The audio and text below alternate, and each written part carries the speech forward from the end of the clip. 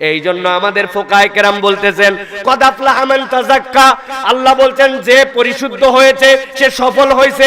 আসলে এই তাজকিয়ার মানে কি? তারা বলতেছেন মান শাহিদা আল্লা ইলাহা ইল্লাল্লাহ ওয়া খালাল আন্দাদ, যেই ব্যক্তি সাক্ষ্য দিবে আল্লাহ ছাড়া কোনো ইলাহ নাই, বাজে অভ্যাস সব বাদ দিয়ে দিবে, ওয়া শাহিদা আন্নী রাসূলুল্লাহ, বাজে অভ্যাসগুলো বাদ দেওয়ার পরে সে বলবে যে মুহাম্মদ সাল্লাল্লাহু আলাইহি ওয়াসাল্লাম আল্লাহর রাসূল।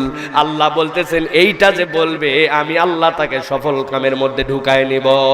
এখন তরুণ যুবকদের কাছে জিজ্ঞাসা করব, ভাই বুঝে থাকলে উত্তর দাও তো, বিড়ি খাওয়া কি ভালো না খারাপ কাজ?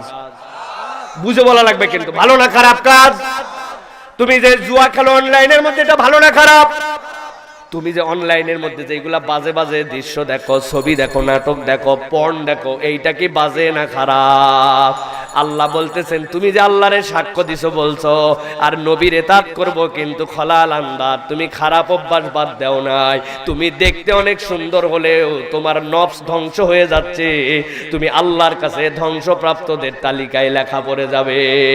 এই জন্য আমাদের যারা বুজুর্গানে দিন ছিলেন, সালফে সালেহিন ছিলেন, তারা বলতেছেন তাহারা নাফসাহু মিনাল আখলাকের রাজিলা, যেই ব্যক্তি তার খারাপ অভ্যাসগুলা থেকে তার নফসকে বিরত রাখবে, ওয়া তাবা মা আনজালাল্লাহু আলা রাসূলি, আর নবীর প্রতি যা অবতীর্ণ হয়েছে সবগুলার অনুসরণ করবে, আল্লাহ অটোমেটিক তাকে ভালোদের কাতারে, আল্লাহ অটোমেটিক তাদেরকে সফলদের কাতারে লিখে নিবে। সুবহানাল্লাহ। বাজে অভ্যাস বাদ দিছি আর অন্তরটাকে নবীজির ইতাআতের জন্য অনুসরণ করাইছি, আমি আল্লাহর নবীর ইতাআত করতে শুরু করছি। এখন বলেন, আল্লাহর নবীর ইতাআত তো করতেছি বলতেছি, নবীজি সাল্লাল্লাহু আলাইহি সাল্লাম কি জীবনে কোনোদিন মিথ্যা বলছেন? তা আপনি আমি মিথ্যা বলি যে ভাই, তাহলে আমি কেমনে নবীর অনুসরণ করলাম? নবীজি সাল্লাল্লাহু আলাইহি সাল্লাম জীবনে কোনোদিন গীবত করছে? তা আপনি না তিনজন বসলেই আরেকজনের গীবত করেন, চারজন বসলেই আরেকজনের পিছনে কথা বলেন, তাহলে আমি কেমনে সফল হলাম?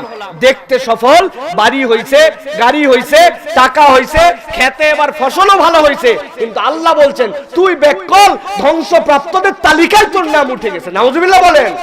আজকে শপথ করতে হবে প্রিয় ভাইরা, তাহলে আমরা আল্লাহ রাব্বুল আলামিনের জন্য ডেডিকেটেড হয়ে আমার নফসকে শুধরাবো। এইটা মুখের কথাই শুধরায় না, এর জন্য তিনটা জিনিস লাগে, ভালো মানুষের সোহবত লাগে, কোরআন হাদিসের অনুসরণ লাগে, আর 3 নম্বর রেগুলার দর্স দিরাসা হালাকা, দর্সুল কোরআন দর্সুল হাদিস লাগে। এছাড়া এইটা পরিবর্তন হবে না। আপনার মোবাইল, এই মোবাইলের চার্জ কমে গেলে আপনি চার্জ দেন, এই মোবাইলের পার্সেন্টেজ কমে গেলে আপনি কেবল যেটা দিবেন সব কেবলও আপনার ওটার মধ্যে খাটবে না, আলাদা আলাদা কেবল আছে, তাহলে মানুষের আত্মা অটোমেটিক ঠিক হয়ে যাবে। এত সহজ নয়। এর জন্য 1 নম্বর সোহবত, 2 নম্বরে আল্লাহ আল্লাহ রাসূলের এই অনুসরণ, আর 3 নম্বরে আপনাকে কোরআন হাদিসের দর্স দিরাসার সাথে সম্পৃক্ত হতে হবে। এটা হলো 1 নম্বর। 2 নম্বরে মানুষ ধ্বংসপ্রাপ্ত কারা? নবীজি বলছেন এই দুনিয়াতে কৃপণ যারা, আল্লাহ তাদেরকে ধ্বংসপ্রাপ্ত তালিকার মধ্যে উঠায় ফেলবেন। আল্লাহ নবী সাল্লাল্লাহু আলাইহি ওয়াসাল্লাম বলছেন ইয়াকুম ওয়াজ-জুলম, আমি তোমাদেরকে নির্দেশ দিলাম তোমরা জুলুম থেকে বাঁচো। নবী বলতেছেন ফা ইন্নাজ-জুলমা হুয়া জুলুমাতু ইয়াউমাল কিয়ামা, তুমি যদি দুনিয়াতে জুলুম করো এইটা কিয়ামতের দিনে তোমার জন্য অন্ধকার হয়ে যাবে। নবী বলছেন ওয়াত্তাকুশ শুহা, আর আমি নবী দায়িত্ব দিলাম খবরদার খবরদার হার কিপটা হয়ো না। নবীজি বলতেছেন ফাইন্নাশ শুহা আহলাকা মান কানা ক্বাবলাকুম, তোমাদের পূর্বে যত জাতি আসছে কৃপণতার কারণে আল্লাহ তাদেরকে ধ্বংস করে দিয়েছেন। আমার পকেটের টাকা বের হয় না, আমি মনে করছি এটা আমার ধান, আমার জমি, আমার আবাদ। আমি যে কত জায়গায় বলি, আপনারা যারা এখানে এই ধানের উপরে বসে আছেন জমির মধ্যে, একটু জিজ্ঞাসা করি মুরব্বীরা, একটু জিজ্ঞাসা করি তরুণরা, বলেন তো আপনারা কি এই ধান যেটা লাগাইছেন এটা কি ধান এখানে ছিটাই ছিটাই দিয়ে লাগাইছেন? কেমনে লাগাইছিলেন? ছোট্ট একটা বেড তৈরি করছিলেন, নরম মাটি, এরপরে আগের দিন সবচেয়ে ভালো বীজগুলা ভিজায় ভিজায় রেখে যখন একটু মাথা বের হয়েছে নিয়ে আসার পরে বীজ তোলার জন্য আপনি সবগুলা বিছন পাতো দিয়েছিলেন। এরপরে যখন বিছন উঠছে ওইগুলা উঠাই উঠাই নিয়ে তারপরে গোছ গোছ করে করে সোজা লাইন করে করে এই ধান লাগাইছিলেন। কথা ঠিক কিনা? কিন্তু একটা ঠান্ডা মাথায় চিন্তা করেন তো ভাই, আপনি যখন বীজগুলা ওই ছিটাই দিচ্ছিলেন, ছিটাই দিয়ে যখন বীজ তলা তৈরি করার জন্য সারার জন্য ছিটাইছেন, ওইগুলা ছিটানোর পরে যেদিক সেদিক থেকে কি সারার মুখ আর যেদিক সেদিক থেকে শিকড় গজাইছে না, শিকড় গজানোর দিক আলাদা, মাথার দিক আলাদা। কিন্তু আপনি আজকে একটু চোখ বন্ধ করে ভেবে দেখেন, আপনি যখন বিছনগুলা ছিটাচ্ছিলেন আপনার 90% বিছন উল্টা পাল্টা পড়ছিল, কোনোটা শীত হয়ে, কোনোটা কাত হয়ে, কোনোটা একটার উপরে আরেকটা, কোনোটা তালেরই ঠিক নাই, আপনি ছিটাই দিয়েছেন। 10% হয়তো ঠিক মতো পড়ছিল, কিন্তু এক রাত পার না হতেই পরের দিন সকালবেলা যায় দেখেন সবগুলার কুশির মাথা উপর দিকে উঠে গেল, শিকড়গুলা নিচ দিকে চলে গেল। আপনি মনে করছেন আমি বিছন লাগাইছি, কিন্তু একবার কি ভেবে দেখছেন এই বিছনের শিকড় কে নিচে নিল, পাতা কে উপরে উঠায় দিল? আল্লাহ বলছেন বান্দা তুই কেবলমাত্র তোর প্রচেষ্টা করছিস, বাকি তোর কোনো অবদান নাই। এইগুলাকে জার্মিনেট করা, এইগুলাকে শিকড় নিচে দেওয়া, উপর দিকে কুশি তুলে দেওয়া, এইগুলা সব আল্লাহর দয়ায় হয়েছে, ঠিক কি না? আমি বলে ফেলছি আমার জমি, আমি নিচের থেকে পানি তুলছি আর দিয়ে দিছি, আমার দাদা পানি নিচে রেখে গেছিল।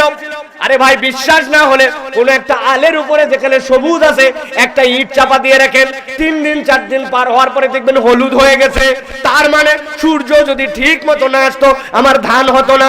অনেকের মন খারাপ, শেষের দিকে একটু বৃষ্টি হয়েছে জন্য কয় মাঠ কাদা হয়ে গেছে, আবার তোলা কষ্ট, ফলন কমে গেল। ও ব্যাককলের দল, আল্লাহর প্রতি খুশি হন। আল্লাহ চাইলে 5 মিনিট কেবলমাত্র শিলের একটা বৃষ্টি দিয়ে দিতেন, আপনার ধান আর আপনার ঘরে তোলা লাগতো না। আল্লাহ আপনারে বলতেছেন ওয়া মিম্মা রাযাকনাহুম ইউনফিকুন, বান্দা আমি তোরে রিজিক দিছি, তুই সেখান থেকে খরচ কর। আর বান্দা মনে করে আমার কামাই, হিসাব কিতাব করে বান্দা কৃপণ হয়ে যায়। আল্লাহ বলছে দুনিয়াতে কৃপণতা যার সাথে, সে দুনিয়াতেও ধ্বংস হবে, পরকালেও তার জন্য ধ্বংস। তাহলে বুঝে থাকলে বলে ইমানদারের হাত লম্বা হবে নাকি ইমানদারের হাত কৃপণ হবে? হাত লম্বা হবে। দীর্ঘ আলোচনার উপরে আমার আছে। আল্লাহ নবী সাল্লাল্লাহু আলাইহি ওয়াসাল্লাম আল্লাহর কাছে বারবার দোয়া করেছেন, আল্লাহুম্মা ইন্নী আউযু বিকা মিনাল জুবনি ওয়াল বুখলি, আল্লাহ আমি তোমার কাছে কৃপণতা থেকে মুক্তি চাই। আল্লাহর নবী এই কথা বলতেছেন। কেমন নবী? একজন মহিলা সাহাবী আসছে, ইয়া রাসূলুল্লাহ আপনার জন্য হাদিয়া নিয়ে আসছি। বাটি এত বড়, উপরে ঢাকায় নিয়ে আসছে, কি না কি বোধহয় নিয়ে আসছে। নবী তুলছেন, তুলে দেখেন 2টা খেজুর আর এত বড় একটা লম্বা শশা, যেই শশা আমাদের দেশে হয় না, কালো কালো শশা বেগুনের মতো, ছোট্ট এক শশার 2টা খেজুর। বুঝে থাকলে বলেন তো আল্লাহর নবীর কাছে এইটুকু নিয়ে আসছে, কিন্তু নবী আন্তরিকতার সাথে সেইটা গ্রহণ করছেন। করার পরে বেলাল রাদিয়াল্লাহু তাআলা আনহু ছিলেন, তাকে ডাক দিয়েছেন, ও বেলাল, যেই মহিলা আমার জন্য 2টা খেজুর আর তার সাধ্যের মধ্যে একটা শশা নিয়ে আসছে, ওর জন্য একটু আমি হাদিয়া দিতে চাই। বেলাল রাদিয়াল্লাহু তাআলা আনহু নবীজি সাল্লাল্লাহু আলাইহি সাল্লামের খাজানচি খানার মধ্যে যে মশ ছিল, যার মধ্যে সোনা দানাইগুলা থাকতো, ওইটা আনছেন। নবীজি হাত দিছেন, হাত দিয়ে যতটুকু উঠছে উঠার পরে বাটির মধ্যে দিছেন, বাটিটা পুরা সোনার অর্নামেন্টসে ভরে গেছে। আল্লাহ নবী বলছেন তুমি আমাকে তোমার সাধ্যের মধ্যে এইটুকু দিছো, আমিও তোমাকে এইটুকু আমার পক্ষ থেকে হাদিয়া দিয়ে দিলাম।